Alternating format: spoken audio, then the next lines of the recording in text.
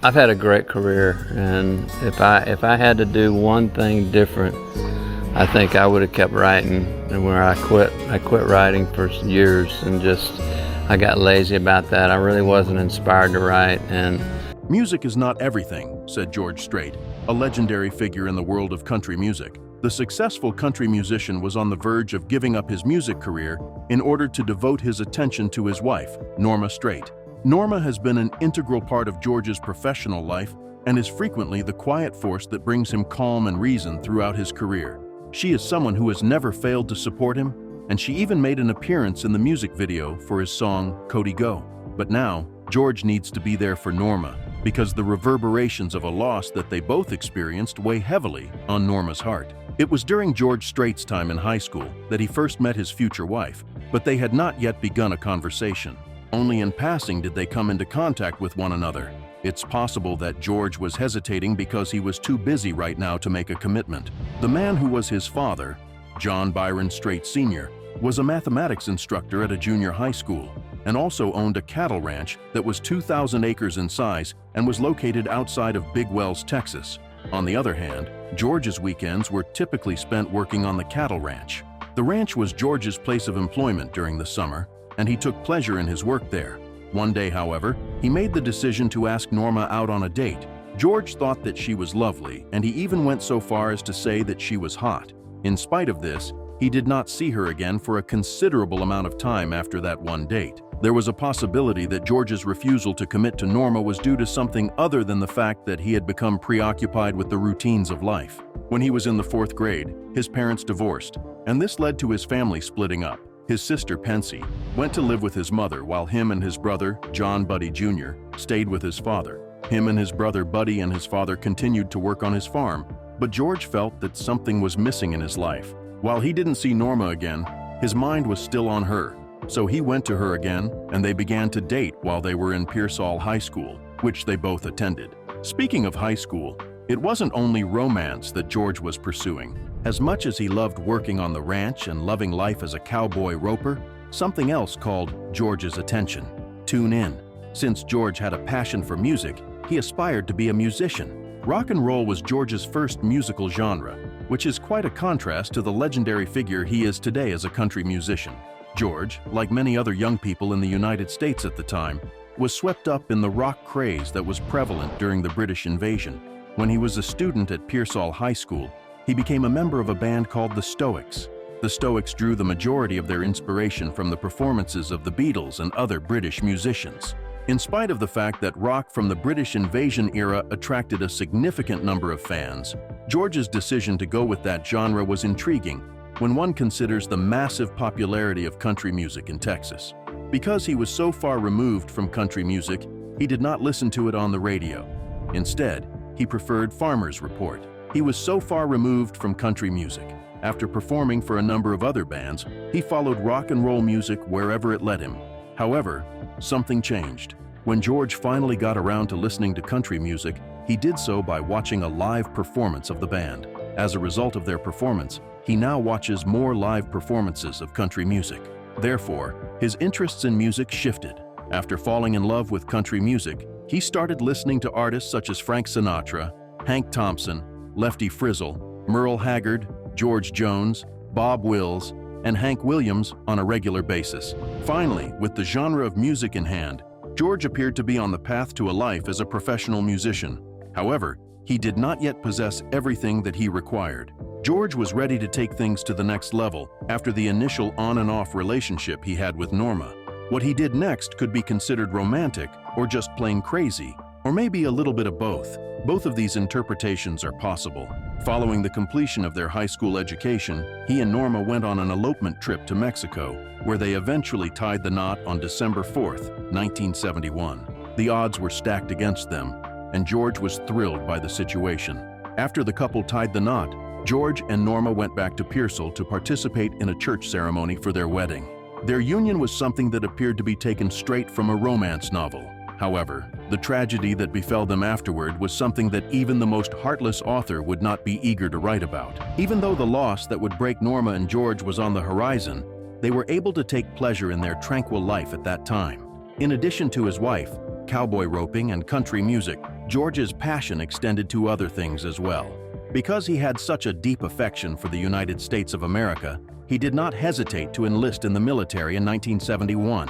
He was eager to serve his country and do what he could for Americans. Strait was assigned to Schofield Barracks in Hawaii after he was promoted to the rank of infantryman. As soon as he was assigned to Hawaii, Norma moved in with him, and the two of them started living together as a couple. After that, on October 6, 1972, his wife gave birth to their daughter Jennifer, and they officially became a family through this event. Right now, George had everything that he had ever desired. He did not fix everything, but he did fix that very quickly. George never lost his enthusiasm for music, and whenever he was given the chance to perform, he made the most of it by giving it his full attention through the entirety of the night. It was through an audition that he was accepted into Rambling Country, a country music band that was sponsored by the Army. Not only did the band play off the bass, but they also played on it. George and Norma had a happy and successful life. Nothing could have adequately prepared them for the impending tragedy. After serving as a corporal in the military, George resigned in 1975 and immediately enrolled at Texas State University to pursue a degree in agriculture. It wasn't a surprising choice given that he had spent his entire life working on a ranch. However, I was curious as to why he didn't go into the music industry instead. He never left music alone, despite the fact that George did not study it. George was at Texas State University when he came across a flyer that had been distributed by the country band Stony Ridge throughout the campus. In response to their need for a new vocalist, Strait immediately auditioned for the position and joined them. He went so far as to become a prominent member of the band, to the point where he changed their name to the Ace throughout the entire band. As time went on, the band began to gain popularity in the state of Texas, and they began to serve as opening acts for national acts such as the Texas Playboys and Asleep at the Wheel. The band's performances consisted primarily of honky-tonks and bars. The band was offered the opportunity to record singles by the independent label D-Record, which was based in Houston, to take advantage of their growing popularity in the region. Although it was a wonderful opportunity for them, Strait was the one who wrote the songs, but unfortunately, the songs did not become popular. Norma continued to encourage Strait, despite the fact that he was becoming increasingly frustrated. Strait had to continue working on his father's cattle ranch during the day in order to provide for his family and ensure that they had enough money to meet their needs. As a result of the failure of the songs that they recorded with D-Record, George was unable to maintain his connections within the recording industry. In spite of this, he and his band continued to perform with an incredible amount of enthusiasm. E.R.V. Woolsey, with whom George became friends, was the person they met as a result of their passion. Woolsey, who played as a manager at one of the establishments where George's band performed. MCA Records, a major record label, was Woolsey's previous employer. In order to learn more about George and his band, Woolsey started talking to the people he knew.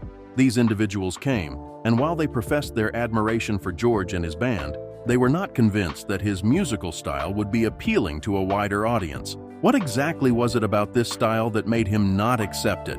Maintain your attention to find out. Even though George was feeling defeated, he knew that now was not the time for him to give up.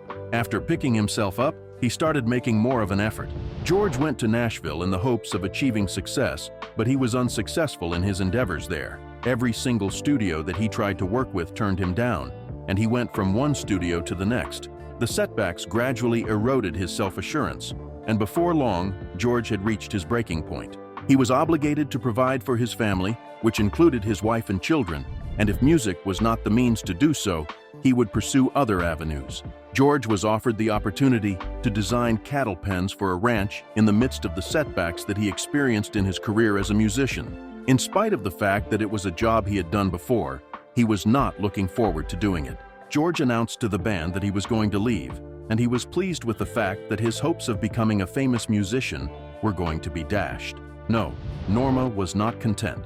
She was aware that her husband did not have a strong interest in the production of cattle pens, and she did not wish to be the reason that he would give up his musical career. In order to have a heart-to-heart conversation with him, she called him and solicited his participation in music for an additional year. The last thing George wanted was to hurt Norma's feelings. He loved her too much to act in such a manner toward her. Therefore, he consented to make music for an additional year. George was able to secure a recording contract with MCA in 1981 as a result of his listening to Norma, which ended up being a stroke of good luck for him. Nevertheless, there was a catch to it. There was only one opportunity for George to interact with them. It is possible that they would consider releasing an album if his song was successful. That one opportunity was exactly what George required. Taking his band with him as backup, George released his first single for MCA Records, which was titled Unwound, and it was a huge success. The song was successful enough to attain the 6th spot on the Billboard Hot Country Songs chart, which was sufficient for an album. Following the release of his debut album, Straight Country, George quickly rose to prominence as the most cutting-edge new artist in the industry. His sound was regarded as invigorating because it represented a departure from the pop-influenced country music that was reigning supreme in the music industry at the time. It was widely believed that George's sound represented the new traditional country style.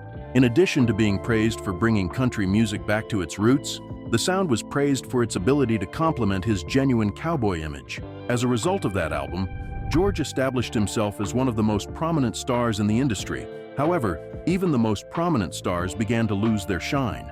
There were a number of positive events that occurred in 1981 for George, not the least of which was the success of his debut album and single. George Bubba Strait Jr., the couple's second child, was born to his wife Norma, who also gave birth to their first child. Even though he was just beginning his career at the time, George achieved even greater success in 1982 when he released the song Fool-Hearted Memory, which became his first single to reach #1 on the list. In the year 1982, one of his songs, titled Amarillo by Morning, was ranked among the top 5 Western ballads. By the year 1983, he had successfully combined all of his interests into a single work. Is that what we mean? During the Houston Livestock Show and Rodeo in 1983, the legendary country musician Eddie Rabbitt was scheduled to perform as the headlining act. However, due to his illness, George was required to take over for him. On account of this, George's career experienced yet another expansion, and it appeared that everything he touched turned out to be gold. Furthermore, between the years 1983 and 1984, he had a string of 5 projects that all reached the top spot on the Billboard chart. In spite of the fact that George was considering retiring from the music industry around the year 1981, he was able to win the Country Music Award for Top Male Vocalist, and his albums continued to reach the top spot. Even as his professional life progressed, his wife continued to be a reliable source of support at home. As a result of the fact that her husband was going to be absent for the majority of the time, Norma made the decision to forego pursuing a career in order to ensure that she was always present with her children. She was protective of her children and a loving wife to her husband. She was a supportive wife to her husband. She was so attentive to the requirements of her family that they flourished as a direct result of her efforts. Even further, Strait was awarded the Country Music Award for Top Male Vocalist for the 2nd time. Despite the fact that it was an incredible victory for him, he was willing to give it up if it meant he could undo the tragedy that had broken both him and his wife. Norma made every effort to monitor her children and did so to the best of her ability. She had a large number of friends by the time her first child, Jessica, reached the age of 13. The couple, Norma and her husband, made an effort to keep track of her friends, and they were pleased with the people she was associated with. It was 1986, and she wanted to go out, but her parents didn't see any reason why she couldn't go. The permission to go out with her friends was granted to her. They felt that it was important for their daughter to have a sense of independence when she was 13 years old. Regrettably, that evening in 1986 would prove to be the final occasion on which they would be able to see their daughter alive. The front seat of the car that she was in when she went out was the one in which she was riding, and she was not wearing her seatbelt at the time. As the driver, Gregory Wilson Allen, approached a turn, he was traveling at an excessively high speed. Due to the fact that he was driving too fast, he was unable to make the turn correctly. Jennifer was partially thrown out of the car when the car landed on her side, crushing her and taking her life on the spot. This occurred because she was not wearing her seatbelt at the time of the accident, which caused the car to flip over. In spite of the fact that the driver was charged with a Class A misdemeanor for vehicular homicide, the act of killing had already taken place. There was no chance that Jennifer would return. The significance of paying attention to and adhering to traffic regulations was brought to light by her incident. The vulnerable side of George and his wife was also revealed by the incident that she experienced. Neither one of them was able to recover from their injuries. Norma's heart was especially broken, and George felt compelled to make a proclamation about the situation. His decision was to end his participation in interviews. He avoided any and all forms of public discourse, that might put him in a position where he would have to discuss the effects that the death of his daughter had on him and Norma. Norma had the impression that she had failed to fulfill her responsibilities, and she was looking for a way to cope with the loss she had suffered. The Jennifer Lynn Strait Foundation was established by Norma and George Strait in 1986. Norma's hope was that by establishing the foundation, she would be able to restore some sense of normalcy and protect other children from experiencing the same terrible fate as Jennifer. Norma took her role as co-founder of the foundation very seriously, and the foundation's primary objective was to provide for children who lacked resources. It was imperative that she was present for her son Bubba, who was only about 5 years old at the time of her daughter's passing. Despite the fact that the loss of her daughter occurred, the care that she provided for her son continued, even as George continued his performance. When it came to his responsibilities as a musician, he did not take a break. He was powerless to take a break. He was shaken by the loss, and the only way he knew to prevent himself from falling into hopelessness was to sing. As the loss of his child continued to reverberate in his mind, George channeled his sorrow into his live performances and his musical compositions. He experienced a streak of 11 straight the #1 hits that began in 1986 and continued until 1989. The legendary Conway Twitty's record for the most number of #1 hits would eventually be broken by him as a result of his numerous runs of #1 hits, one on the Hot Country Songs chart that is maintained by Billboard. Additionally, he would become the person who holds the record for the most songs that have reached #1 on all charts by an artist in any musical genre. As a result of the legendary musician's dominating run of number songs, he was nominated for both the Country Music Awards and the Academy of Country Music Awards. In terms of nominations for those two awards, he would bring in the most. Subsequently, George was awarded the title of Entertainer of the Year at the Country Music Awards in 1999 and 1990. He also won the American Country Music Award for Entertainer of the Year in 1990. And then he went on to win another Country Music Association Award in 2013, and then he won another ACM Entertainer of the Year Award in 2014. Should he be successful in winning both of those awards, he would have won the most of any country musician up to this point in time. In the realm of country music, George is simply head and shoulders above his contemporaries. Even his tours became legendary, and in the same way that he was the first to pioneer a new traditional country music style, he also created festival-style tours that brought in enormous sums of money for him. In addition to the financial gain, George received an increase in his legendary status as a result of his actions. His The Cowboy Rides Away tour, which took place at AT&T Stadium in Arlington, Texas in June 2014, was able to attract a crowd of 104,793 people, which contributed to him setting a new record for the largest indoor concert conducted in North America. He would eventually attract a much larger crowd than this one. When he performed at Kyle Field in College Station, Texas in 2024, he broke the record for the largest concert ticket for a single act in the history of the United States. More than 110,905 people came to see him perform. Nevertheless, the crowd that he had to perform for at the Houston Livestock Show and Rodeo was nothing like the crowd that he had to perform for here. He made more than 20 appearances at the rodeo, where he performed for more than 1 million fans, and he was a significant figure and musician for the rodeo. In spite of the fact that George has been a sensation at concerts and festivals, the quantity of records that he has sold is the only aspect of his musical performances that can be compared to the other two aspects. The fact that George has sold more than 120 million records all over the world has established him as one of the most successful and best-selling musicians in the history of the music industry. He is the 12th best-selling album recording artist in the United States, having sold over 70 million records across the country. He has 33 albums that have been certified as platinum or gold, and he has even declared himself to be the 12th best-selling album recording artist in the United States. Because of his accomplishments, he will be inducted into the Hollywood Walk of Fame in the year 2025 during the upcoming class. One can only wonder what caused the delay in his induction to take such a long time. In spite of the fact that George was inducted, he and his wife continue to carry the reverberation of the pain caused by the loss of their daughter. When it comes to this topic, they do not discuss it. The one and only time that George and Norma attempted to discuss her passing, they went in a different direction. Rather than expressing their regret, they expressed gratitude for the opportunity to spend 13 years with her. This demonstrated the mental fortitude of the couple as they were able to find reasons to be thankful even in the most difficult of circumstances.